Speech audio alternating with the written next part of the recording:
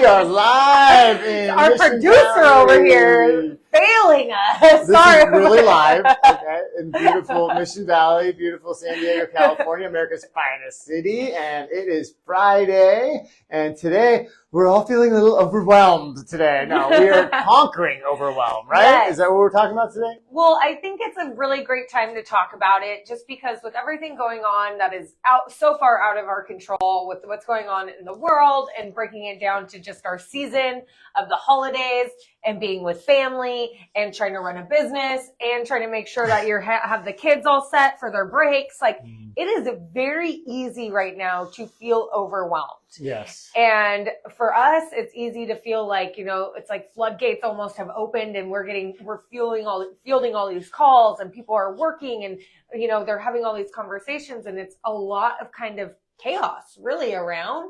So it's how can we harness the chaos, harness the things that are out of our control and kind of really break it down into easy things for at least for us when we start getting overwhelmed and I start like being like, I know exactly where to go to and how to go to my toolbox and say, check this box, check this box, check this box. Well, and it doesn't help that we're coming off of Halloween, going into Thanksgiving with right on the heels of that, the holidays and then a new year. And then look, in sales, which we're all in sales, whatever you're selling, there's always uncertainty, right? There's always a lack of a clear pathway of what the future is going to bring. What's the market going to do? How's this buyer going to react? What's this agent going to be like? What's this team presentation? How that's going to go? There's everywhere you look, there's uncertainty. And, the human animal craves security and certainty. So those two things don't line up, right? They don't square. No. So when we are an organism that desires certainty and security and the future is anything but, you're going to run into some overwhelm and some anxiety, right? So these are 7 steps on how we can really apply ourselves and overcome that overwhelm. So let's get into one thing, sorry, just to add on before we get into it. Of course. I heard when we were kind of trying to get this all together and think of how we were going to present this, one thing that we were listening to our coach about, and he was saying, he listens to when people talk about, oh, this is overwhelming me, or, oh my gosh, I'm so overwhelmed.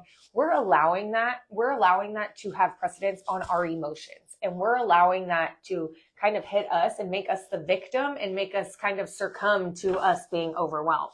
Okay. So we're giving it the power. We're giving it the power. So when I heard that, I was like, that is so true. And he was talking about one of his buddies who was like, I guess he was one of the first employees at Facebook and he had all this stock and he was right before they went live, he got fired from Facebook and right before they hit the open stock market and he lost out on like $180 million. Like that is, for us, I hear that and that sent him into this gnarly depression, like this huge depression because he was like, I could totally see why. Like he got fired right before they went public and right before he was able to make $150 million. Like that is a huge chunk of change.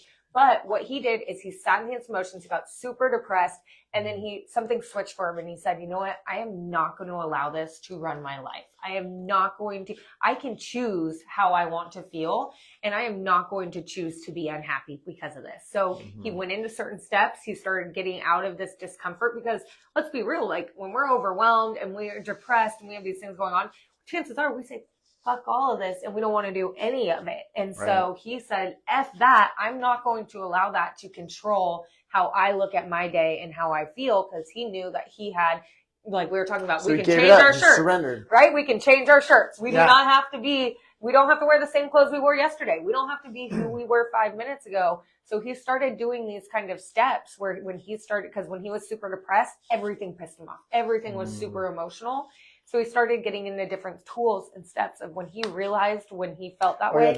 No fuse, just not a short fuse, just no fuse. No fuse. No fuse. Wow. So then these steps help pull them out of that. I mean, I can get that. What a way for him to reframe and turn something that's a negative into a net positive and be a launch pad for his next life, right? Because we all have the power to do that, to let go, to surrender. And it's odd that by surrendering, we take the power back, really, because we let go of what could have been, because he can't change anything about that scenario. Right. But you can change how the ending is going to go, right? You can't go back and change how it started, but you can start now and change how it's going to end. That's a perfect example of that. Exactly. So what he starts off with in his morning, like kind of what we talk about, we won't get into all of that, but it's like gratitude, affirmations, that kind of stuff. But then when he starts to feel overwhelmed, here are some steps. And here are some steps that Ryan and I also go to as well. And it's funny because when you start listening to podcasts and start kind of hearing things, you hear the same kind of general overview. From all the big guys. And it's usually like, you're like, I've heard this before. I've heard this before. And it usually has the same steps, the same things, but coming from different people. So I think we have to work. And I think that we have to hear it again and again and again, because I can be all woosah and manifest my gratitude and do my affirmations and meditate for 7 minutes and journal about my life and how wonderful it is, get a workout in. And then by 20 minutes later, after I do all that, I'm all aggravated and anxious and freaked out again. Well, something happens, something out of our control happens, and then it takes us sideways, and it's like. That's why they call it a practice. Like a yoga is a practice, right? Because you have to go and practice like crazy. So anyway, the first step. So when you're feeling overwhelmed, whether it's the shopping list or the 17 people coming over for Thanksgiving dinner or the pipeline or whatever it is in your world that's overwhelming you, here are some things you can do alternatively to freaking out, to calm down and take control of the situation kind of by releasing it, right? Yeah. And the first things first sounds really crazy outside the box, but first thing is take a moment, pause, and breathe. And take a moment, because there is something that happens when you inhale through your nose, hold, and exhale through your mouth. You are giving your body going back to a normal breathing, because when you're overwhelmed and you're in a heightened state, guess what else is going crazy? This thing's like, blood pressure's up to here. Like, there's a lot going on. So when you stop and take a minute to breathe, it resets all of that. Well, it's like fight or flight in the sympathetic versus parasympathetic, where it's a relaxed state. So your fight or flight is engaged. You're releasing cortisol. You're releasing adrenaline into the system because your body's preparing for a fight. Okay? Makes sense? Or you breathe through the nose, you hit the vagus nerve, and you tell your heart to chill out. Your heart rate comes down. Not to mention you're delivering oxygen directly to the prefrontal cortex, which makes you make better decisions because your brain is getting oxygenated, and it works better like any other muscle when it has oxygen. So you pause, take a deep breath, 10 deep breaths, nose to mouth, whatever it is. Box breathing is amazing. That's what the Navy SEALs do. And I think that that's a great way to get into relaxing from the overwhelm. Well, I think we forget to breathe. Like, really, when we get overwhelmed, it's like think about shallow it. breaths. Well, think about it. If you've ever done a cold plunge, or if you've ever gone into a sauna, like when you get into a cold plunge, your body's, and what do you have to do to calm yourself down? Breathe. You have to, there's nothing else that you can focus on when you're in a cold plunge other than taking slower breaths. That's the only way you're going to survive that cold plunge. Oh, for real. Is to slow it down. So I know for me, like, that's a perfect example. The first time I ever did a cold plunge, I was like, and they were like, breathe, slow down. And I was like I still was shivering, but it was definitely getting a little bit. It never get easier. It doesn't get easier, but I at least know how to control it. And something also important to remember is when emotions are high and everything's going crazy, logic is really low, and we make really stupid decisions during that time. My goodness. So when the recipe calls for something you don't have, don't freak out. Go to Ralph's and get it. Or when the list is this long for groceries, or the client is not behaving the way you need them to, or the children won't do whatever the children need to do, don't freak out. Stop. Breathe and analyze what you can do with that. Well, that brings us right into number 2, is identifying the source. Like, why did I just get super overwhelmed? What just happened that is usually out of my control that just hit me to overwhelm? It's like mindfulness, right? Like, be mindful of what caused it. Yeah. So if the kids are screaming, or they threw a dirty diaper across the room, and you're over here still trying to cook and be on the phone with clients, and and send the offer. It's pretty easy to see where all this overwhelming came from. Just this week, I was on the phone with my boyfriend, and I had to tell him, let's be in today. Like, we don't need to be in summer right now. Let's just be in today. Because when we start thinking of the future and all of these things that we have to do in the future, we usually start to get overwhelmed because all of the things that we can't control that are out here. How much can I control in the future again? Nothing. Zero. So identifying where the source is coming from, because that allows you to, item number 3, break it down into tasks. Break it down into things that you can identify and see, if like, okay, if I have a shit ton of things to do for Thanksgiving, or I have all this stuff to prep for my open house or prep for my listing, and it's overwhelming me because I have this to do with this, break it down into tasks. Write it down and say, number 1, what I'm doing. Number 2, what I'm doing. Number 3, write down everything that you have to get done on your checklist. This sounds eerily familiar, like when Rich DeVinny, the Navy SEAL that we like, that was on the Jim Rohn podcast, he talks about, because Navy SEALs are the people that get dropped into the most uncertain situations in the world and say, solve it, right? Fix it. So what does a Navy SEAL do? They stop and assess the situation, and they say, okay, what do I know about the situation, and what do I control about the situation? Everything else has to go by the wayside, because that's all they can deal with until there's a new, and they live in a 3 feet world of what's 3 feet around me. What do I know about it? What do I control about it? And they move out from there. So that's really good. Well, it allows you to, when you start writing everything down and seeing everything you have, which leads us into 4, it allows you to prioritize your task. Okay, so you chunk it down to steps, and then you prioritize those steps. What you have to do. So like for me, when I am getting overwhelmed and I'm putting things down, and I'm putting things down with like Thanksgiving things, I'm like, that's still 3 weeks out. I don't need to stress about that right now. What I do need to stress about are files that are closing today, like certain things that I have to call back, people I have to call back and do, like those are priorities. So when you think about it and you chunk it all down and you look at your list, a lot of those things are usually things that can like wait a little bit, or I don't need to go to the grocery store right now. I can go when I get done with task So number out 2, of the 3. list, you can accumulate a must-have list today. Mm-hmm. Okay. Well, and that's from prioritizing your task. Then, which after you prioritize, it leads us into 5, which is breaking down the task. Okay. So that is like when you have this huge, massive thing and you know that, oh, I have all of this I have to get done, and you break it down into your task and you've prioritized it. Now you're able to take that first task and really break it down into the steps that I have to do to complete it. Actual actions I need to take to complete it. Mm-hmm. See, I love it because it went from this big bad thing that all of a sudden I'm breathing shallow. I can't even face it. I'm overwhelmed into, okay, well, what am I dealing with? Mm-hmm. Okay, what can I do about it? What are the steps I can take? And now we're into action. And we know action, the first step into action, you get a little dopamine hit. You get a little self-confidence because you're doing something about it. And you're taking action moves the needle. Action's the only thing that moves the needle. Well, and when you're in action too, it's really hard to think about all the other shit because you're focused on getting your one thing done. Exactly. And you're so focused on it, you know that once I hit this, then I can move on to task number 2 or task number 3. And your biology is working with you, because when you step into a fight and decide to take action to a fight, you get a dopamine hit, you get endorphins, you get or adrenaline. You're ready to go. You're ready to go when you get into that action.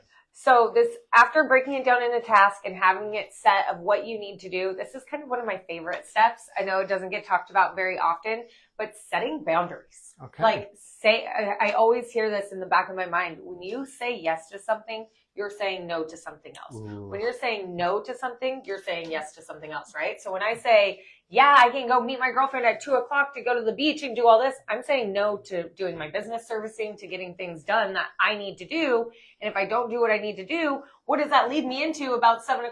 I'm overwhelmed of like, oh shit, I didn't do anything I needed to do today. Well, how often and then you slip into putting other people's needs before your own, and you're a people pleaser, and then you put yourself on the back burner, and you get pissed at yourself, and that can lead to all other kinds of issues. It's a whole other video, right? Well, but setting up good boundaries and saying, like, know what you're saying no to, because it means if I say yes to video games, I'm saying no to prospecting. If I'm saying yes to goofing off, and then I'm saying no to building my company, right? And then those are all things you need to consider. Yeah, and I think it's important to be able to set boundaries and tell people it's okay to say no. It's okay to have things.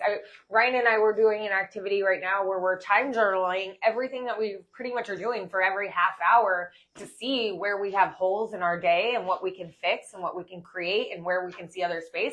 And Ryan, while we were doing this, his first thing was, I am way overcommitted. Like, he tried to meet somebody for breakfast at 5 a.m. And I was like, who the fuck is going to breakfast at 5 a.m.? Overcommitted people. That was overcommitted. I did make it. I was late, but we made it happen. It was a really, really good meal.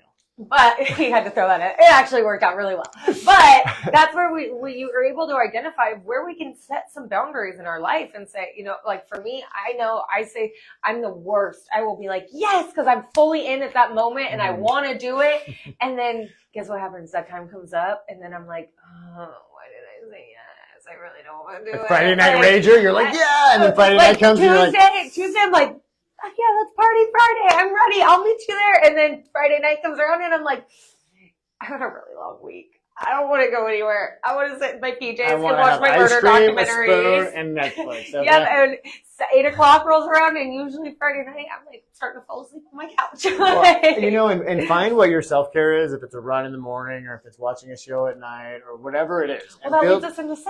Oh, am I skipping steps again? No. He's leading us right into it. So step 6 is? Focusing on your self-care time. Okay, so it's not, self-care is not selfish. What the hell do I mean? You have to apply the oxygen mask to you before you put it on your kid on the airplane, like every good stewardess has told us, or flight attendant has told us forever. But what is it? Build a wall around your self-care, people. Okay, I'm telling you, because nobody's going to give that to you. Nobody's going to say you should take more time off for yourself and make sure you get a workout or get a schwitz or a sauna or a walk or whatever it is, right? I think it's like a massage in a steam room. And stuff. Oh, okay. Yeah. Sorry. I heard for those who don't know, because I did not know. If you know, you know, right? And then build a wall around it. Put it in your calendar, time block it, and don't let anybody mess with it, because that's your time. Whether it's reading a book or just taking a nap or afternoon meditation, right? AKA people nap. can sleep, and like I feel like I've been on this whole thing of like I'm waking up all the time and I'm not getting my good amount of sleep. And I started kind of researching it, and I was like, maybe my body really just works on like micro sleeping. Like, cause I can be good and I can make it through the day and power through on like 4 hours of sleep. But then I'll want to like take a little micro nap from like 7:30 to like 9. And then I'll wake up, go back to bed till like 2. And then I wake back up. So I was like, maybe my circadian rhythm and the way my body works is I'm better micro sleeping. But identify your self-care of how that works for you. And here's the kicker, guys. It sounds like, oh, self-care, what the hell? It just means things that make you feel good and replenished. So seriously, whatever that is. And why do we need it? Because then you have fewer incidents of this overwhelm at all. Yeah. Because you're kind of taking care of yourself. So you're moving your body, you're moving your mind, you're moving your spirit. All that should be in your self-care. You don't have such a short fuse. You don't have you're not as reactive, because you tend to like enter the day better when you've taken care of yourself, right? So it's spa. all of that, right? Is that the one where they scrub you down? Yeah. I'm waiting to run into clients. I feel like it's like such a thing now. I see so many people posting they're there, and I'm like, I have not run into a client there yet. Yeah, right? Whatever it is that's lip syncing to Justin Bieber on YouTube, I mean, whatever you got to do, take care of yourself.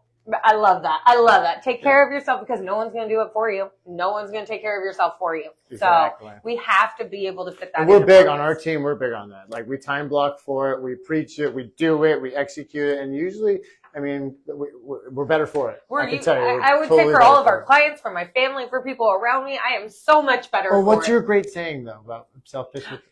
You have to be selfish in the mornings, because we are selfless with our days. And Lord knows we are. So you have to guard your time, whether it's reading, for me, walking my dog on the beach. Like when I'm walking my dog on my beach and I have my podcast on and I am fully there, it is one of the best feelings. And I know like nobody can take that from me, and I can go on with my day, and whatever bullets start flying and things that start happening, I'm like, I started my morning off the way I wanted to start. Yeah, and we can sit with a client and really be of service, attentive, listening to their needs, and then come up with solutions that are going to help them meeting after meeting after meeting, because we've gotten our stuff done in the morning. So we're bringing a better Haley and a better Ryan into that situation. So, and Katie's in the emails, all pleasant and all smiles and emojis, because she got her self-care done. Oh, I know. Like, I feel it. If I don't get my work, like at least a walk in the morning, get on the Peloton, get to the gym, I feel it. I know that something is off. There's something just off. Don't mess with Haley.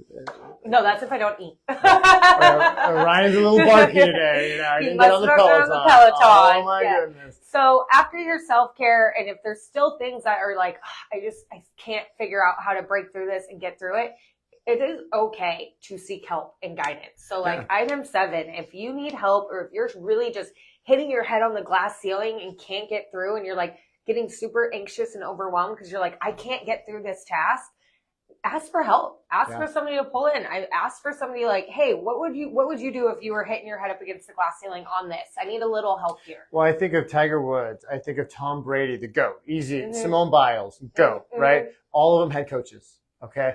Think of it as a coach. Like you're struggling in a given issue, and you're going to seek somebody who doesn't have those same struggles, who might open some doors and shine a big bright light on a pathway to get out of those issues.